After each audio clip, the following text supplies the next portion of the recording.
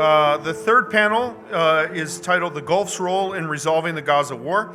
Our moderator is Ambassador Patrick Theros. Ambassador Theros is a strategic advisor and senior scholar at the Gulf International Forum. He joined the Foreign Service in 1963 and served in a variety of positions in Washington, D.C., Saudi Arabia, Lebanon, Nicaragua, and Syria, all the easy places, including Charge and Deputy Chief of Mission at the U.S. embassies in the UAE and Jordan, until his final appointment as the U.S. Ambassador to Qatar between 1995 and 1998. This panel is scheduled to conclude at 3:10, and I now put you all in the able hands of Ambassador Theros, reminding you that we are on the record, and again, I do not represent the views of any U.S. government agency. Ambassador Theros. Mr. DeRocha always overestimates the people he deals with. But thank you very much. Let me begin by saying I have a problem with the title of the panel. The idea that this is the Gulf's role in resolving the Gaza war. It's a little bit of a mission impossible. It is, in fact, no longer the Gaza war. Someplace along the line, it moved from being the Israel-Gaza war to being the Israel-Gaza-Lebanon war. And then after that, it's become the Lebanon war, with the Gaza war being sort of a sideshow. And now it shows signs of becoming the Israel-Iran war, with Lebanon and Gaza, and God knows who else, as a sideshow. The Gulf states are in fact, in my opinion, we keep talking about the existential threat to Israel, existential threat to whoever else. If this goes sideways, if this goes wrong, the Gulf states will also be facing an existential threat. So I'm frankly a little bit scared as to how things are going, and if anybody in this room is not scared, they should be. But we've got some really great people here to discuss it. And I just, again, it's Zaha Hassan, Sheikh Nawaf Thani, Mohammed Baharoon, and Dr. Aziz Alghashian. And we will begin with Ms. Hassan. A question. What role, in your opinion, should the Gulf states play in facilitating the ceasefire talks in Gaza? And I won't ask a comment on that one. Well, thanks for that easy question, because I think I have it all solved. No, first of all, thanks to the Gulf International Forum for inviting me, and Dr. Dania. I really appreciate being with you and this very distinguished panel. First of all, I want to thank the organizers for that question and the way it was phrased, because since almost immediately after October 7th, the question hasn't been, how do we get to a ceasefire? It's been, what do we do with the day after? And this discussion around a day after has really been a distraction. And it has enabled the fighting and the bombardment of Gaza to continue to go on and on and on. And so, yes, we need to focus on getting to a ceasefire. That is the most important thing. But what is a ceasefire, right? I mean, the other issue that came up during this, during the aftermath of October 7th was we learned, all of us, a bunch of new terminology. We heard about cessation of hostilities. We heard about humanitarian pauses, and but we seem to have lost what the idea of a ceasefire was. And obviously, in terms of ensuring that people are able to survive in Gaza, you need to be able to have access to the essential services that were cut off almost immediately after October 7th. But again, by having conversations about what do we mean by a ceasefire, it again prolonged it, and we're here now a year later. And I think it's important to kind of step back then so that we understand why we've been so bogged down in these kinds of discussions around day afters and what is a ceasefire. Because once we started getting really into negotiations to talk about a ceasefire, we ended up with months of discussions around the phases of a ceasefire and how do we get to the final phase of the ceasefire where it's actually permanent and it's not just a temporary situation. And if we're all honest and we're all looking back now a year later, we can understand that, there's three stakeholders here that you have to get in agreement on a ceasefire. It's, of course, Hamas, it's, of course, Israel, but it's also the U.S. Because we know that Israel's ultimate objective was not to have a ceasefire. We all know the politics inside of Israel. Benjamin Netanyahu's ultimate goal is to stay in power and to stay outside of accountability of his own people for what happened on October 7th, but also his court case. And without the United States involved and using its leverage with Israel, we were never going to get to a ceasefire. And there was never a clear idea that the U.S. really was supportive of a ceasefire. There may have been moments when it was supportive, but until it uses its leverage with Israel to ensure that we get to one, it was never going to happen. And that's why we're here. And so when we think about what's the GCC's role here, what can it do, I have to disagree respectfully with Dr. Ibtisam about whether there's leverage or not. Of course there's leverage. The GCC as a unit has a lot of leverage in this game. It has leverage with Israel. It has leverage with the United States. And just like the United States, it hasn't used its leverage yet. As a group, it hasn't used its leverage. And so I think it's really important to think about what it should look like. Different GCC countries have been supportive of the ICJ case that talked about what Israel's obligations are as an occupying power. We've also had a provisional measures case at the ICJ around whether or not a genocide is taking place in Gaza. There's been support for that case. There's been support for the rules-based order amongst the GCC states. And what needs to happen now is there needs to be the GCC brought into this Arab Islamic contact group, and they need to be the drivers, because for now, this contact group has been very ceremonial. It hasn't been looking at a strategy for implementing international law, international humanitarian law. And so the opportunity exists now for the GCC to actually take the recommendations that came from the UN General Assembly to implement the ICJ and to think critically about what kind of relationship they should be having with Israel moving forward. One that is consistent with their obligations under international law and supportive of a ceasefire. Because at the end of the day, the only way you're going to get to a political solution is if you have the ceasefire and you have a Palestinian people able to make an agreement with Israel at the end of the day. I'll stop there. Zaha, thank you very much. Sheikh Nawaf, in your opinion, what specific role has Qatar been playing? We all know the headlines, of course, the newspaper articles, but to mediate and bring an end to the war in Gaza, and how do you think that is working? Well, Qatar's role is not limited to mediation. Qatar has played a multi-pronged approach and role in the Middle East for the good part of a quarter of a century. Let's remember that mediation is not a new era or a new phase of Qatar's stabilizing diplomacy approach. And I think coupled with the robust humanitarian approach that Qatar has been proven to provide with its airlift, strategic airlift capability in other conflict zones, including what's going on right now in Gaza and in Lebanon, I think the humanitarian effort, coupled with the capabilities of de-escalatory diplomacy that Qatar has been successful at, is the way that Qatar could bring that niche capability that's quite unique to Qatar in its effort to bring peace in the region.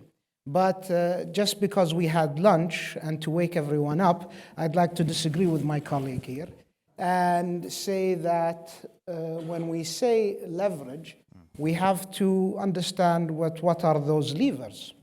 Does the GCC have a robust economical relations with Israel? No. Is there a robust or even existing security pact? No. what are those levers that then the GCC as a whole, as you mentioned, the GCC. Now, there is a case to be made for certain countries, members of the GCC, with certain relationships. Qatar could bring some leverage when it comes to its capabilities in negotiating. Pulling back from the negotiations may not be something that the current government of Israel may want. Maybe that's what they want. We do not know. Economic relations, that is starting to burgeon, starting to happen and build on in the UAE, for instance.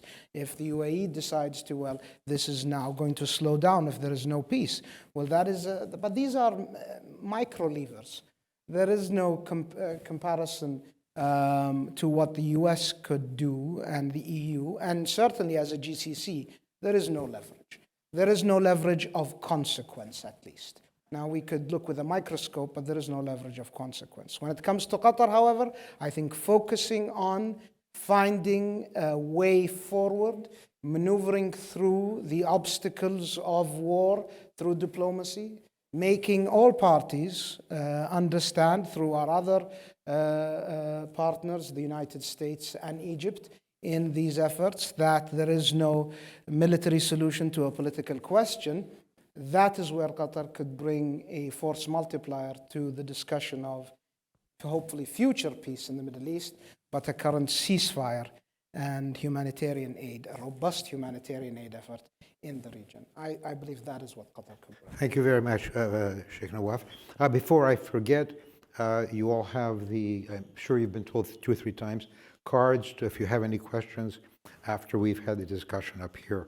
If you fill out the cards and raise your hand, and we will take the questions towards the end of the session. Mohammed, what specific role has the UAE been playing in efforts to mediate and bring an end to the war in Gaza? Again, thank you, Dr. Danian, for the Gulf International Forum, for this opportunity to talk about Gaza, especially during the time of election. And I'm glad that you said end the war in Gaza rather than a ceasefire, because I think this is the focus. The problem with ceasefire is that we could have a ceasefire similar to one that we have in Yemen, that is, maintaining the war in a flux, but does not really end the war. And what ends the war, and I think this is what is the focus, is ending occupation. So a statehood, a state of Palestine will actually end the war. And I'll give you a small example of what's happening in Lebanon. Now, Lebanon, Hezbollah, or Israel managed to eliminate Hezbollah's leadership in one.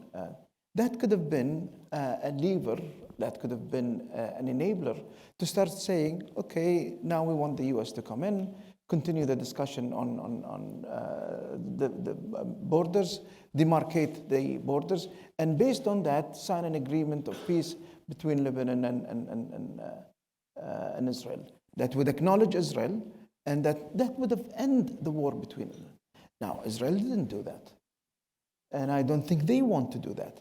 So ending the war is something that is totally different than what we're talking about. We're talking about ceasefire and then a day after. When we're talking about a day after, we're actually talking about a hog day after, because it will happen again, and we will have to have another day after. And nothing of that will change. We've had that in 2016. We're having it now again. It will continue without actually addressing the situation, which is as long as there is an occupation, there will always be some sort of struggle and resistance. That means wars will come back over and over. So, so far, all of the Gulf countries have been, and then Arab countries, and actually the US has been unanimously talking about a 2-state solution. The only country that does not accept it is Israel. Now, do we have leverage on Israel? And again, I think Sheikh Nawaf has obviously mentioned this. But yes, the title of the session is about the GCC. Well, what type of leverage does the EU have? It's much bigger economy, a bigger number of countries, much closer ties to Israel than the UAE and Bahrain. What type of leverage did they have? The leverage that allows the war to go on is money, weapons, and intelligence.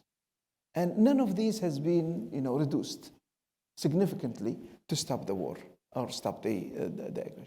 So I think we can talk about what leverage can be, But on the future side, I think this is the one thing that everyone agree on. We need an investment in statehood in Palestine, because without that investment in statehood, we cannot have an investment in statehood in Israel, we cannot have an investment of statehood in Syria, or an investment in statehood in Iran. So this is the concept that has always been driving the move of the GCC countries. Thank you. You make a very good point about this shouldn't be talking about a ceasefire, but an end to the war, to the 75-year war. And finally, Aziz, which specific role has Saudi Arabia been playing in efforts to mediate and bring an end to the war in Gaza? I think, well, thank you very much, and thank you very much for everybody for hosting me here. Special thanks to Anas for being pretty patient with me leading up to coming here, so I really appreciate that. So I have to say I also agree with the GCC consensus here that what can Saudi do? I think, building upon what Sheikh Nawaf said, perhaps there may be things that could use. I think, for example, shutting airspace could be something that they could do. Reducing relations and diplomatic relations between the UAE and others could be something. But I genuinely don't think any of these things would stop Netanyahu right now. I think he's, if he is head-on colliding with the most superpower and the biggest superpower in the world now, I don't think airspace is going to stop him. So here, this is then the question of what is Saudi Arabia particularly going to do? What can it do? In other words, what are the tangible things that it can do? It can't stop the war directly or induce leverage directly. But I think what I've seen it do is to have a diplomatic maneuver, to something you alluded to about this contact group and kind of trying to galvanize this international Arab and Islamic consensus, to create a consensus on basically saying, listen, the reason why this war is happening is highlighting the main facilitator and the protector of this war, this ongoing war, which is the Biden administration. I think this is what they were trying to do. This was the aim of them traveling to Beijing, traveling to Moscow, traveling to other European capitals, and basically saying, listen, we could stop the war, or the war can be stopped, but it is the United States, or the Biden administration, that is actually the main objective here. Let's not even talk about Netanyahu. Don't blame Netanyahu for being Netanyahu. You're going to have to blame the people that are allowing Netanyahu to do these things. And that's, I think, what they're doing diplomatically. And I think it's quite unanimous, quite frankly. The other thing that I think they tried to do was use the carrot and the stick. There is no sticks, so I think they tried to use the carrot a little bit, which was the normalization card. I think this normalization card was quite a very broad kind of tool that they used to either get what they want from the United States in a normalization deal, but also I think given the war, then it immediately entered into this whole ceasefire and then hope to end the war kind of thing. But it was part of the ceasefire approach. And I think they prolonged it. That's why they kept on saying, listen, we're ready to normalize, but we're ready to normalize. They never removed normalization from the table. And unfortunately, a great deal of sensational media coming out of Tel Aviv and even in Washington, D.C., they said, don't worry, everybody. The Saudis are still want to normalize relations. And I think it was a very bad misreading, because they were saying, listen, this was one way of trying to stop the war. And by using this normalization. And I think, I could probably point to, in May, springtime, when there was a statement coming out of Riyadh that said, listen, basically part of the normalization deal with the United States, with this strategic deal, is ready. That this part of this security pact is ready. And we're in the final stages of touching it up. And that was a sign to Israel saying, listen, you could stop this now. We're ready to do this. We're ready, all right, we could do this, but you have to stop this. But of course, he didn't take it because he's hell-bent on just continuing. So I think they now removed it, and all of a sudden now we're entering into a new stage. And I don't know if this will come back again. I think the first panel talked about the difficulties of this being kind of reheated all over again, and it's going to be a difficult thing. And what I would say is that I think one of the key themes that I've heard today here is leverage, and rightfully so. And in my opinion, I think what this war has shown is that I don't think there is one actor that could do it all now, in my opinion. I think this conflict has crossed already a threshold. That this occupation has been kicked down the road too many times, and that it reached a level where it is becoming, it necessitates a new anatomy of international relations, of actors, to play different roles harmoniously to get, this situation going on the right path. And in other words, there is really a crisis of leadership here. There is what really I would say a hot potato effect. Everyone is saying, no, it's your problem now. No, it's your problem now. No, the Arabs have a problem now. It's yours. No, Saudis, you take it. No, the United States, no, you take it. And all of a sudden, so I think hearing from the ambassador early on about the Yemen situation and the cooperation that was taking place between the GCC, Saudi Arabia, Oman, and the United States, that is something that is incredibly helpful. And I think if we could at least strive towards something like that, of a healthy American, European, if they decide to wake up someday, but if American GCC relationship, this nexus, then I think we could do something. But that in itself is becoming very difficult. So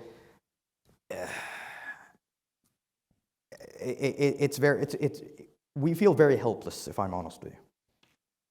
I detect a certain note of frustration in your voice and everything like that. Yeah. I will toss out one, not question now, but one thought. I may be the only one in this panel old enough to have been an adult in 1974. And so I'm just passing that out as a thought as well. In the second round, Zaha, what role do you think the GCC states can or should play in supporting the establishment of a Palestinian state and promoting in the interim, promoting the formation of a unified national Palestinian government that can move towards a Palestinian state? How can, assuming that we get to that stage? Okay. We need to go back to the leverage conversation.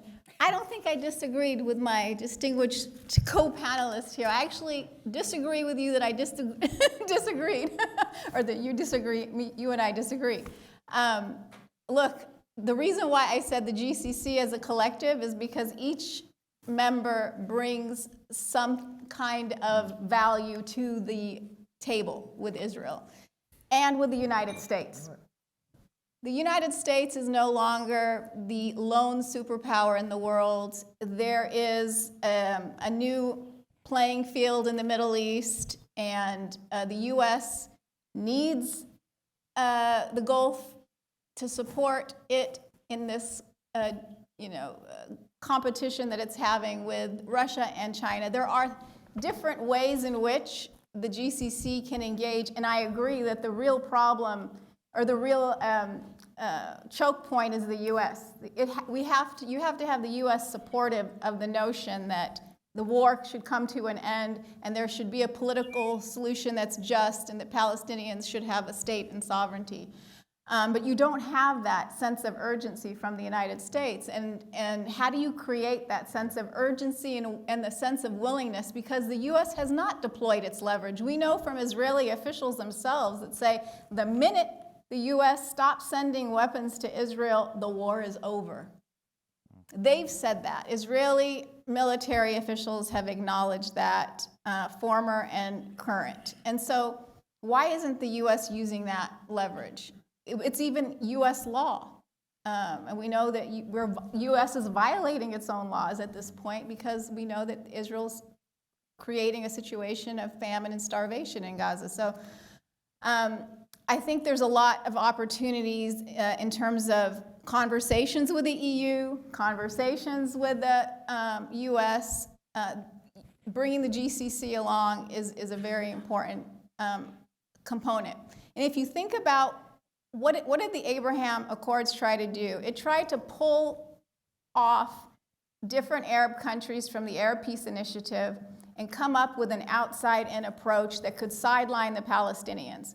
So by having the GCC all on the same page again, with what is the right path towards not just end of war, but also recognizing and establishing a Palestinian state, if you finally get some clarity again and a common position, that goes a long way. Because people stop knowing anymore. You know, we hear from senators, oh, Saudi Arabia doesn't care about Palestinians. Oh, you know, UAE, we can work with the UAE and Israel. We don't even need to have Palestinians in the room and at the table to decide what's going to happen in Gaza. We've got a plan. Well, no. If we had some better clarity from the GCC states as a grouping and connected to the contact group, we could fight against this sort of divide and conquer kind of mentality. So I think that's important. And that plays into the idea of how are you going to get to a Palestinian state. We have a roadmap now. We have this ICJ opinion that finds Israel's occupation illegal. This opinion completely shatters the Oslo framework, which basically said, Palestinians, you have to negotiate your way out of your occupation while the gun is pointed at your head. That's not a way, first of all, it's illogical. You're not going to get anyone signing something of their own free will, obviously, when the gun's to their head, but also it's illegal. And the ICJ said this. The Fourth Geneva Convention prohibits concessions by an occupied people while they're still under occupation. That's just not legal. And so the whole entire Oslo framework has been shattered. So the way this has to work with GCC support, with EU support, it has to be, it's going to take a village, but everyone has to be singing the same song, is that we have to end the occupation. We have a mechanism for doing this. There's the high contracting parties of the Fourth Geneva Convention. There needs to be a convocation. The GCC could be the entity that brings together all the high contracting parties to talk about how are we going to get to an end of occupation? What do all of us as equals, because all the high contracting parties are equal, unlike the UN Security Council where you could get somebody vetoing. That's why we need to take it out of the Security Council and bring it to the Fourth Geneva Convention high contracting parties and develop a plan together. How are we going to get an end of occupation and ensure that we establish a Palestinian state and resolve not just the issue of where do we draw the borders, because we have the 67 line, we know where that goes, but how do we resolve the issue of Palestinian displacement that's been ongoing for more than 75 years now? So that's the mechanism that I think is really the only mechanism available now that's legitimate after the ICJ opinion. Absolutely correct. Sheikh Nawaf, once again, once a ceasefire is reached, what do you see Qatar's role in Gaza? It had an important role in Gaza before, and its engagement with the Palestinian Authority and government. Well, I don't think Qatar is going anywhere anytime soon when it comes to Gaza or Middle East peace. I think with the rest of the Arab group and the GCC countries, Qatar views that, as I understand it, that the future of the Palestinians should be a simple thing, self-determination. I know, very creative. But when it comes to self-determination, it means that they should choose who governs them. Governs both the West Bank and Gaza, governs all the occupied land. And in that sense, I think Qatar and the GCC and the Arab countries will support. I do not believe that the era of blank checks without guarantees and securities will continue. I don't think any nation in the Arab world or in the Gulf has the stomach to just continue to pour money in support, in part, to secure Israel without a future for the Palestinian people that is viable and that is supported by the international community. There must be self-determination. There must be a two-state solution. It is very simple, not complicated. And I do agree when it comes to the occupation, whether it's the ICC or the ICJ. Unfortunately, it doesn't have that big an effect. Let's be honest. I mean, America, for instance, didn't need to for the international courts to decide that these are illegal occupations. The United States recognized that the occupation is illegal from day one.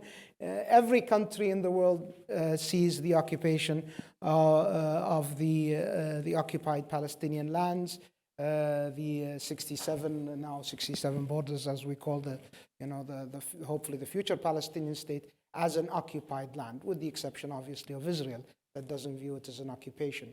Does that, understanding the occupation does not resolve the issue. Understanding the way forward for Israel's own security resolves the issue. A moment ago, I was sitting on that table and I was discussing, talking to an Israeli individual that we were in a different panel in a different place. And I told him what I'm going to say right now here. I said, it must be strange for a Muslim Arab to tell an Israeli Jew that it's a come to Jesus time for the Israelis. But it is a come to Jesus time, I think, and I think the Israeli people themselves have to, decide how they want their future state. Do they want a peaceful, viable Israeli state, which would necessitate a peaceful, viable Palestinian state, or do they want perpetual, forever wars? We don't have the stomach for it. I don't think here in America has a stomach for forever wars, and I believe the Israelis don't have that stomach either. So I think Qatar has a big role to play to make that picture clear, but it does take two to tango, so a viable partner on the other end is always critical. Mohammed, could I ask the same question essentially pertaining to the United Arab Emirates? Yes, absolutely. But since you've got Zaha here and she adds a little bit of controversy to the session, especially after the lunch. Spicy. Yes, exactly. I agree. Let me address some of the things that she said. Number one, that the Abrahamic Accord is supposed to sideline or effectively sidelines the Palestinians. That was Israel's intention. That was Israel's intention. Possibly, but that is not the Abrahamic Accord's intention. Now, I'll point you to what Dr. Tissam said at the previous panel, that this is a region-wide initiative. This is not a bilateral. That's why I don't like the word normalization.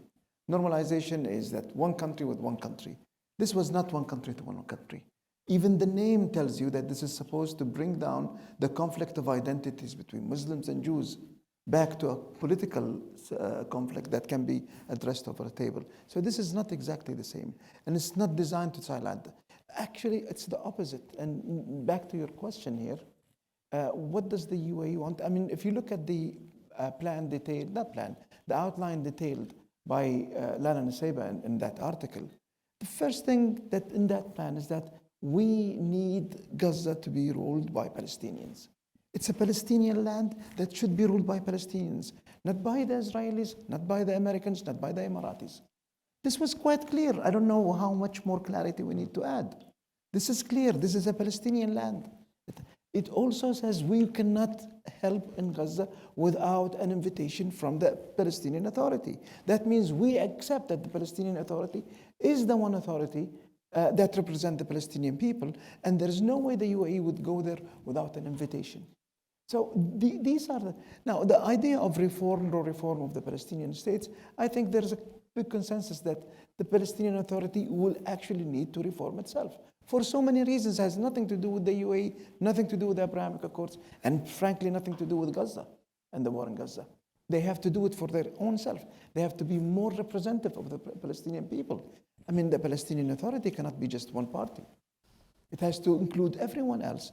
And I think that is the only way any discussions on the future of Palestine can become meaningful. If they continue to be divided, then Israel can have the point of, who do I talk to? Who do you represent? If I talk to you, then I don't talk to Fatah, or I don't talk to Hamas, or I don't talk to Jihad. That means someone else will say, no, this is not a viable deal. So that needs to be done. But again, there is a lot of effort into the direction of an investment in statehood. And I think helping the governance of Gaza would also mean helping the governance of the Palestinian areas of Ramallah. Because the same concept of governance will need to be applied there.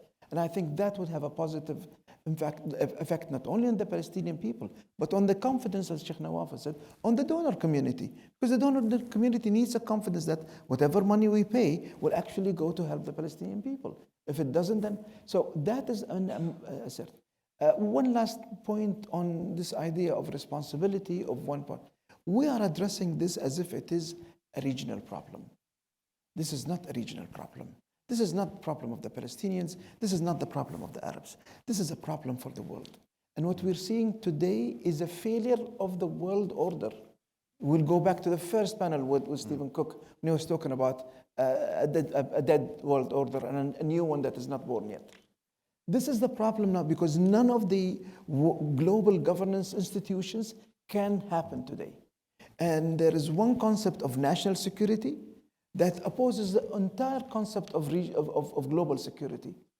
And if we don't have functioning, and you talk about Zaha, but you talk about consensus and move on this. Consensus actually happened with South Africa.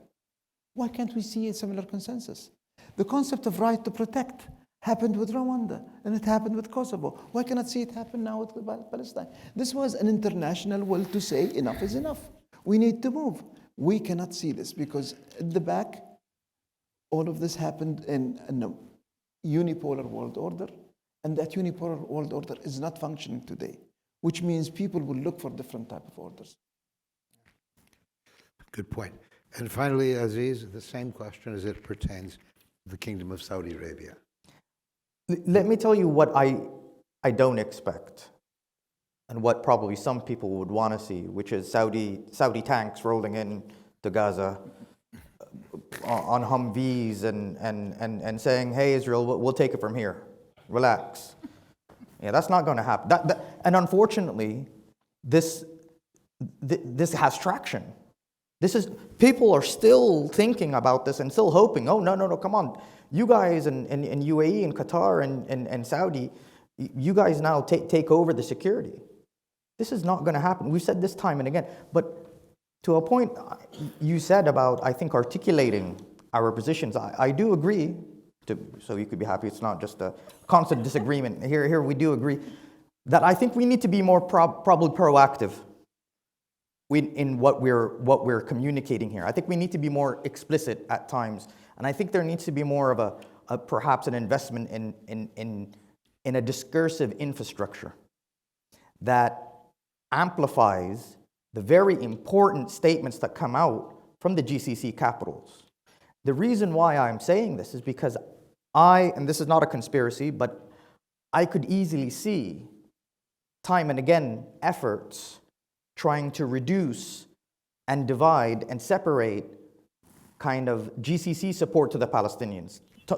Time and again, you see people saying, "Oh, the Saudis, Prince Faisal bin Farhan gave a financial an op-ed in Financial Times," and people are like, "That's nothing. Don't believe him." All right. No, he doesn't really mean it. So the person that wrote it doesn't really mean it. All right. The Crown Prince said, and I think Dr. Dhafar mentioned this, alluded to this in her earlier speech, in her opening speech, that, okay, no normalization, there will not be diplomatic relations with Israel. We reaffirm that there will not be diplomatic relations with Israel until there is a Palestinian state. That little statement, not even half sentence, is incredibly meaningful. Yet time and again, people are saying, "Don't worry, no, it's with us." And so there is something that I think we all need to do, I think as an analytical community, to begin to really build upon this, build upon what the capitals are saying. But I think, in my opinion, there's another thing here that I don't think many people are talking about, which is the fact that, just because there's a ceasefire or a cessation of hostilities, humanitarian pause, extended humanitarian pause, whatever, all this flowery language, I don't think they realize that the extent of the rebuilding that's going to take place, it's going to take years to remove just the rubble. And I don't, and it's very time consuming. You're talking about something, this rebuilding Gaza phase, this is difficult. It's not a phase. It's not, exactly.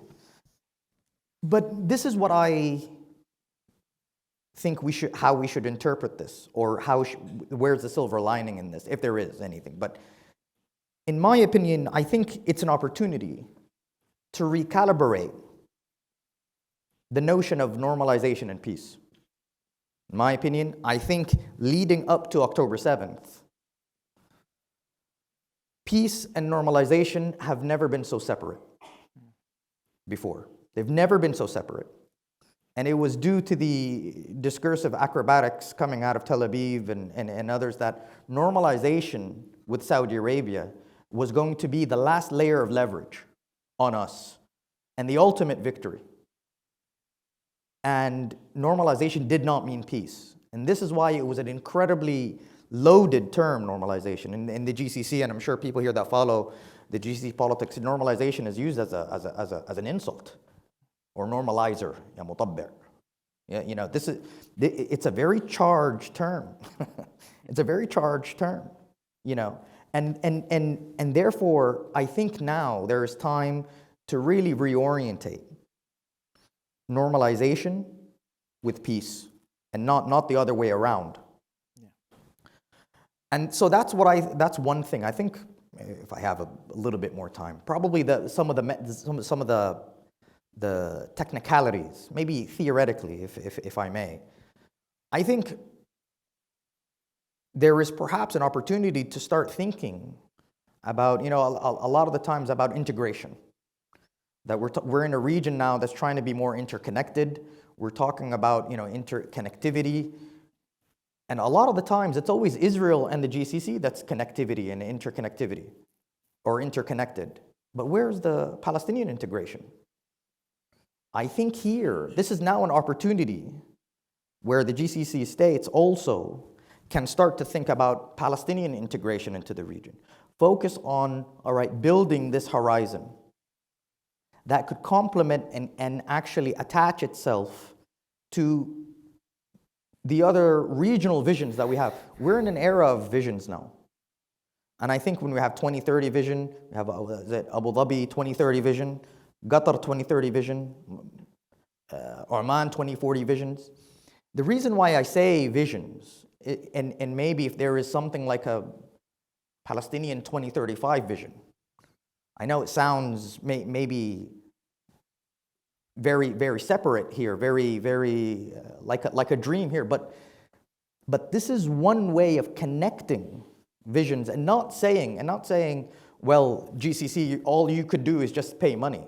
No, it's actually invest, and it speaks of the idea of trying to create confidence in these investors, because I tell you what, the GCC states and the capitals are not hesitant and not reluctant to support. What they are reluctant is doing something for the sake of doing something. And if there is this confidence that this support goes into where it's supposed to go, they will be the first ones to do it. And I genuinely believe this. This is not something that is some propaganda thing. I genuinely believe. So here, there is a challenge for us, I think, as the analytical community, to really highlight the tangible aspects of where the Palestinian GCC kind of cooperation can take place, and then begin this process of a gradual integration. Not just people to people, we hear this a lot of the times, but business to business, institution to institution, and to begin this gradually, And also, I think it would be just very good. I think in my discussions in the past few months and years, I've realized probably the necessity of probably that we need to talk more.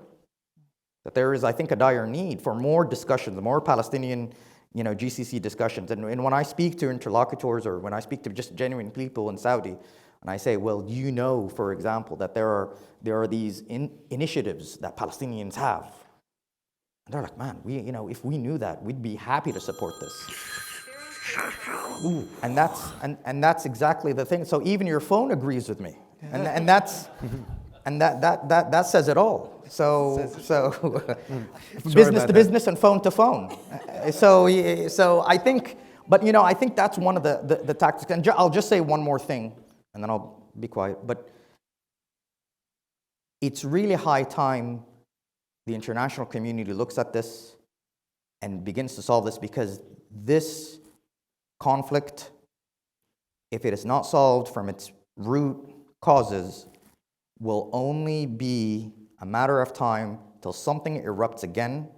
And in my opinion, I think in a region that is experiencing a transformational phase where people may feel some certain grievances, I am personally incredibly worried of a great deal of security threats and terrorism that may take place in the future due to the radicalization that this war has induced.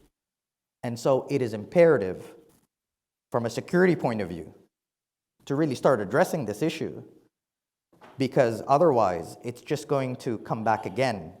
And I think, we've seen now, there was this theoretical, I think, observation that the region can't move on.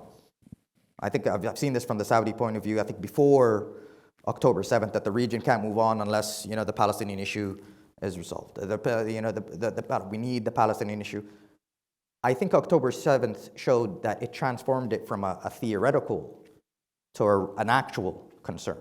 This is something that's going to resonate with so many people. And therefore, I think it's high time to think about the different ways and the diversification of support. I mean, we're talking about here diversifying our relations with people. We're diversifying our economy. Maybe it's time to start thinking about diversification of how we support the path to statehood, to Palestinian statehood. I didn't mean I didn't have someone waiting to call at this moment exactly to end this. First question is actually part of a question that I hoped to ask before we proceed to all the questions from the audience. And we're right now, in the last week and this week, at really a critical and somewhat dangerous stage that we don't know what will happen between Israel and Iran. But there is one potential that the Israelis go after the oil and gas facilities of Iran. And Iran, if I remember correctly, several prominent Iranian politicians have more or less said the same thing: if we can't export, no one can. So this is a potential catastrophe for the world's economy waiting to happen. And this leads me into the thought is, how well can the GCC collectively act in order to, one, keep the war from spreading to the Gulf, in which they become victims, and two, use that same collective leverage that they might put together to apply it to shut the war down in the Levant. And then we can get to the questions about how do we deal with a two-state solution and the Palestinians. So I'll say, just take it in order down the line. Well, to start, obviously, the issue with Iran is very worrying.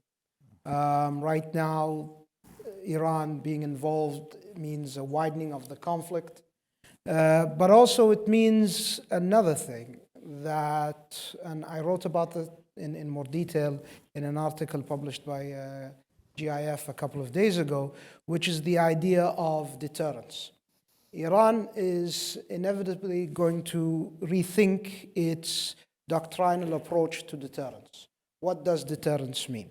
If it means ballistic missiles and the current state of proxies, well, I don't think the Iranians view them as effective as they may have thought they were.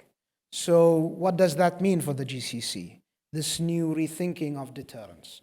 Will it introduce a new awakening of a nuclear program? Maybe. Would it introduce asymmetric elements? You were mentioning it a moment ago. Probably.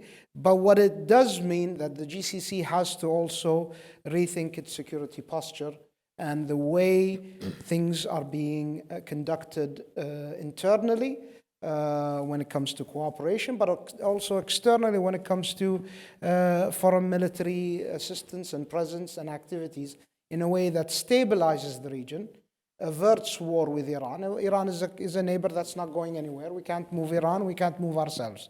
So we have to deal with the realities of not widening this conflict.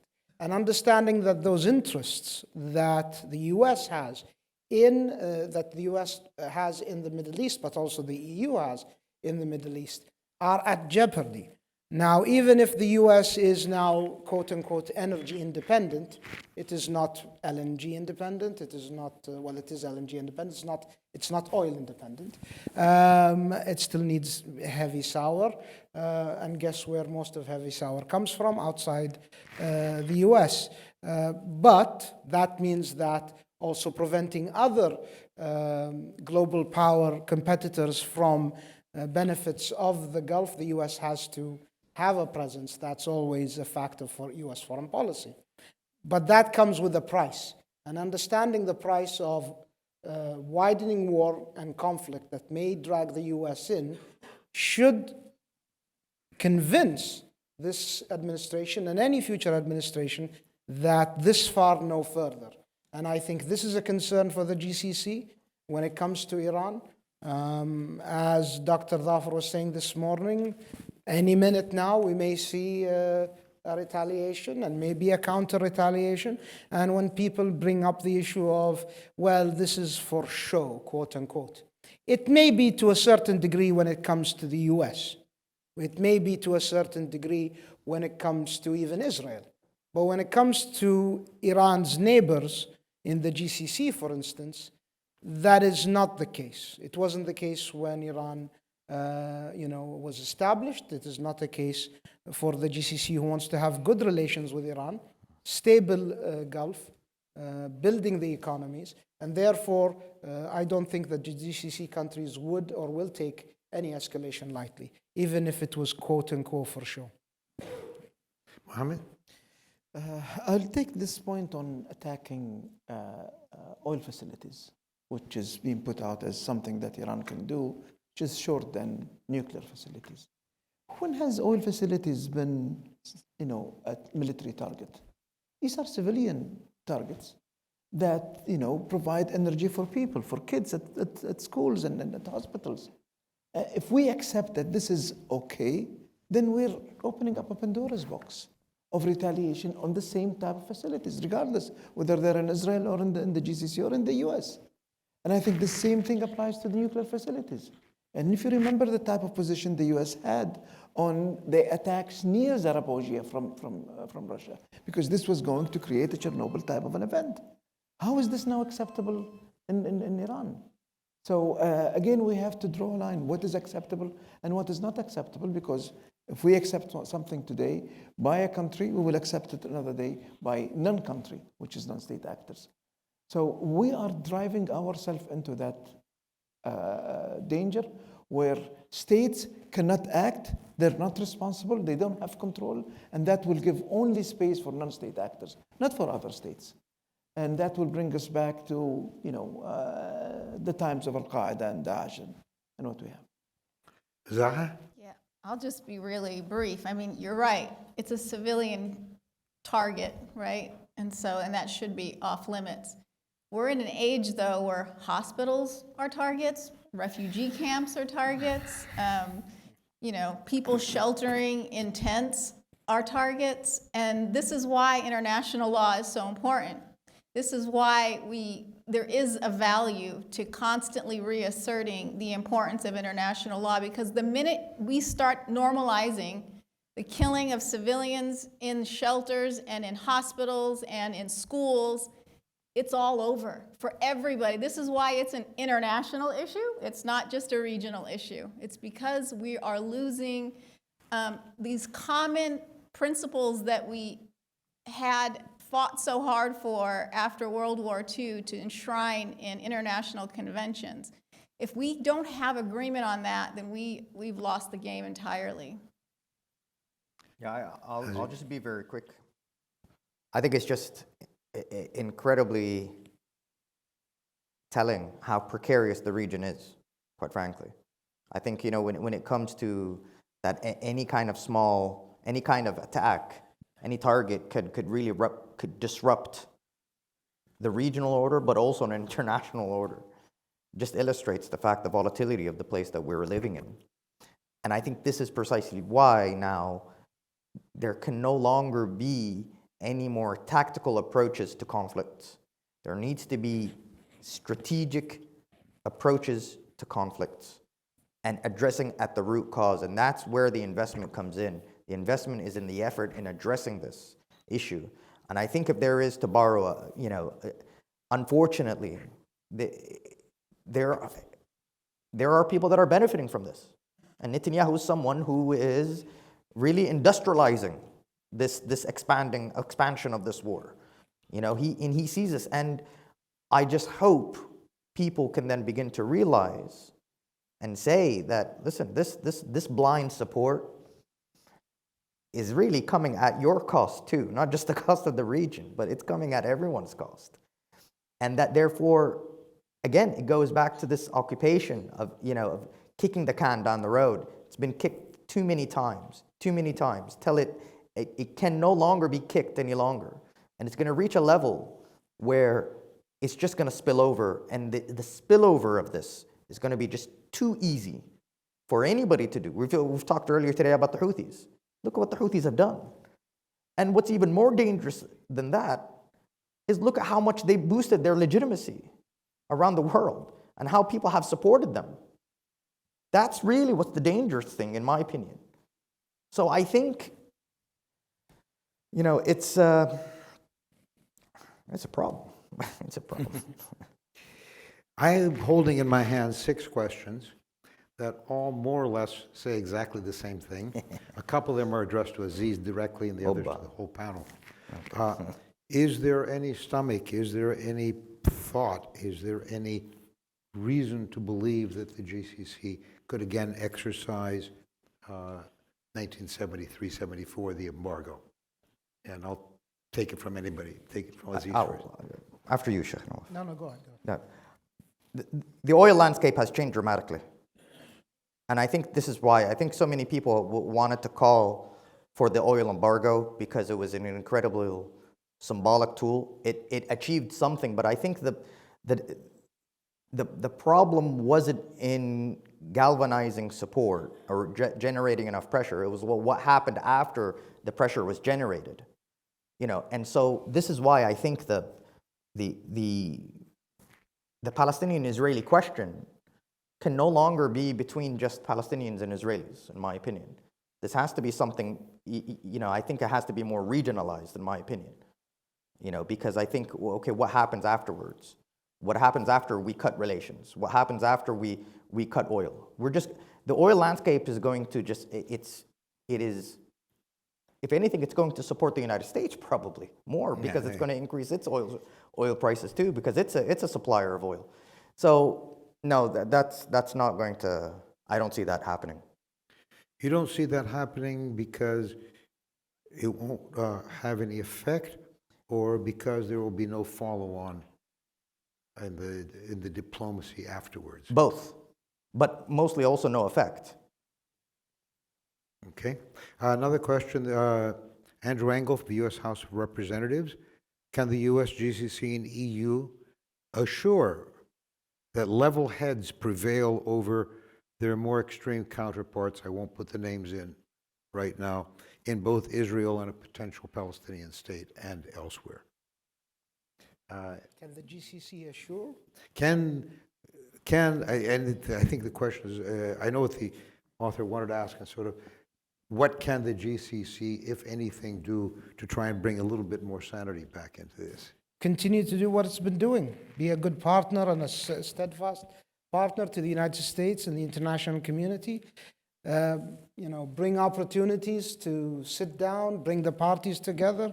In the end, the parties themselves have to resolve this issue. The idea that some believe that the GCC nations, or for instance in this current situation with Gaza, Qatar, is a party of the negotiation and not a facilitator, and a party that helps to bring the conflict parties together is an absurd idea. I think the GCC, and especially when we talk about the Gaza negotiations, the state of Qatar stands steadfastly with the United States in its approach to a two-state solution for a long-term solution for the region.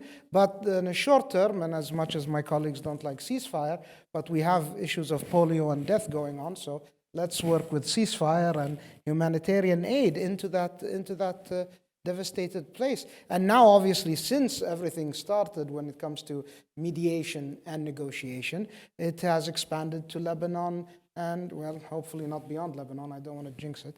Just let's say Lebanon. Ceasefire, by the way. Okay, good. For a minute there, you had me worried. But not expanding it to Lebanon. We see now, the airlift from Qatar and the UAE and Saudi Arabia bringing aid to Lebanon as well. So, no, the GCC is doing its part.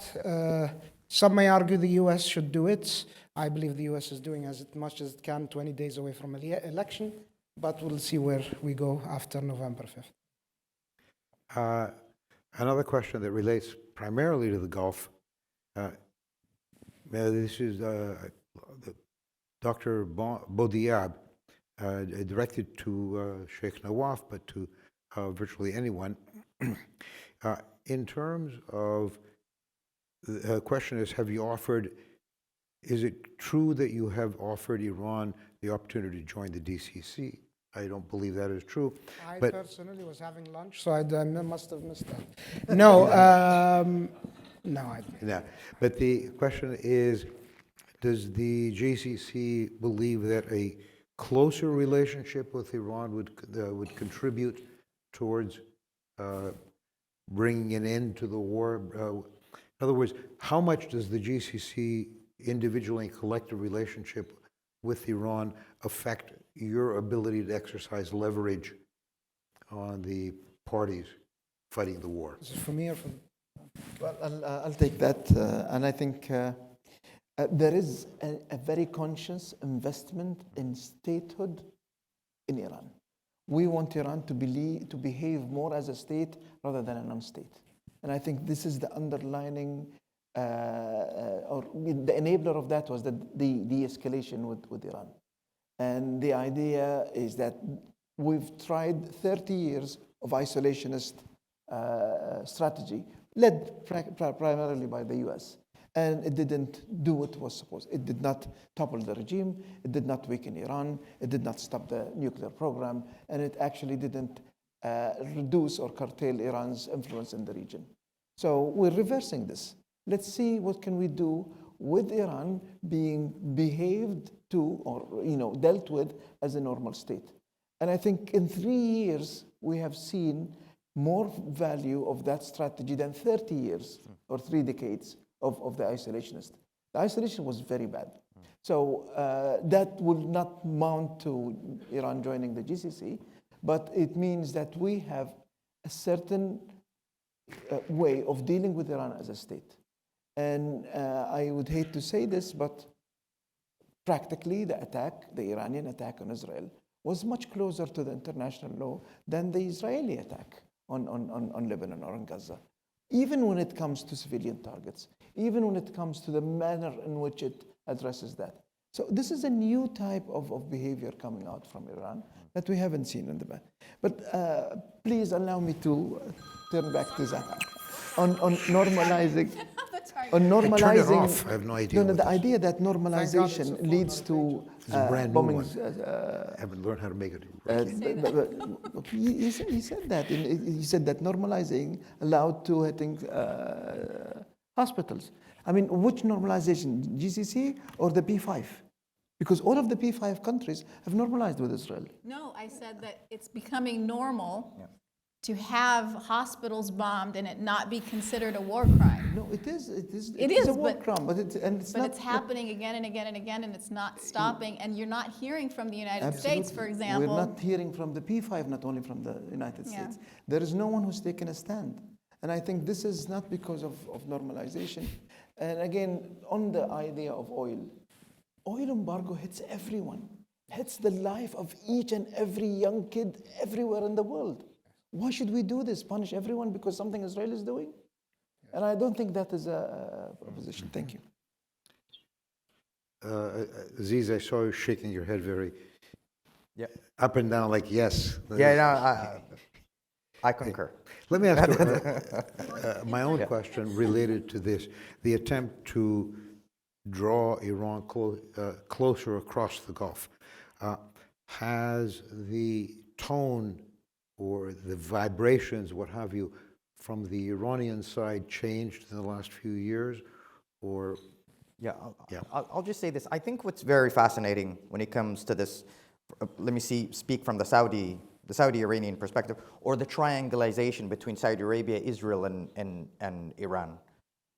It's very astonishing to see the amount of confusion regarding this triangular kind of relationship. That the notion that there's this enemy of my enemy is my friend, and that Saudi Arabia is either thinking either or. It's either Iran or it's either Israel. And it's either this or it's either that. That is completely a simplistic reading of the Middle East and reading of Saudi Arabia and reading of Saudi-Iranian relations as well. I think what's happening here, and many people are surprised. They're like, well, you know, what's going on here? I think the war, if anything, it's supposed to make Saudi Arabia side with Israel against Iran. And then they've seen the complete opposite. If anything, I think the war has actually produced more opportunities to show good gestures and opportunities to increase communication between Saudi Arabia and Iran. To say, listen, we are really not against each other here. And what's fascinating for me, I think if I could say this theoretically, I think the Saudi-Iranian relationship is seeking, it's on a quest to be more intrinsic. You know, they're constantly trying to find something that's deeper that they could really build upon. You know, and I think this war is and this constant communication is helping reach that goal that could have at least a stable, cordial, sustainable relationship between Saudi Arabia and Iran, and of course, I'm sure with other GCC states as well. But you know, we've seen how now dialogue is how strategic dialogue is. You know, imagine, I think someone said this earlier, you know, imagine if we didn't normalize relations with Iran before the war. This would have been a real difficult task, I think, for Saudi. And I think right now we're seeing that the Saudi-Iranian normalization has illustrated the strategic utility now, that this is actually becoming a dialogue here is the way forward. And just one more point upon this notion of neutrality. In my opinion, I'm not sure I would use the word neutrality. I think it's probably proactive de-escalation. This is how I see it. I don't see the idea of like Saudi saying, you know what, you guys duke it out and we're just going to sit here. I don't see that. I see a GCC being really proactive in trying to de-escalate, use its position now. And I mean, who would have thought a few years ago that Saudi Arabia is relaying messages between the United States and Iran? And you can see kind of the transformation in this multipolarity of the world that's happening is creating kind of new functions that states are playing in the GCC, and credit to this to Saudi and other states, they're embracing it. They're not being, you know, hard-headed on things. So, quite frankly, I think, you know, this is for me, I see this as an opportunity to strengthen relations. And I think when it comes to Trump or Harris or whoever afterwards, I anticipate there could be tension, whoever may come to the White House. But I think they've already set up the landscape in their favor to kind of protect themselves from any volatility from Washington, D.C., in my opinion. I think they've already done that homework. They've already prepared for anything. And if there is going to be increased pressure, that will probably be more opportunity to illustrate how there's a need to work together more. So I see a real investment from both sides to work together on this. Yeah, I should hope so. We've actually run out of time a couple of minutes ago, but I would like to close with just a thought from my own experience. Is I'm so happy to see people from the GCC sitting on a stage in the United States talking to Americans, because in my long career in the region, I had far more problems describing the Gulf to Americans than I did ever describing America to the Gulf. Thank you very much. Thank you. If we could have a hand for our panelists. Thank you so much. Oh, It was such a nice pleasure. to meet you. Such a pleasure to meet you.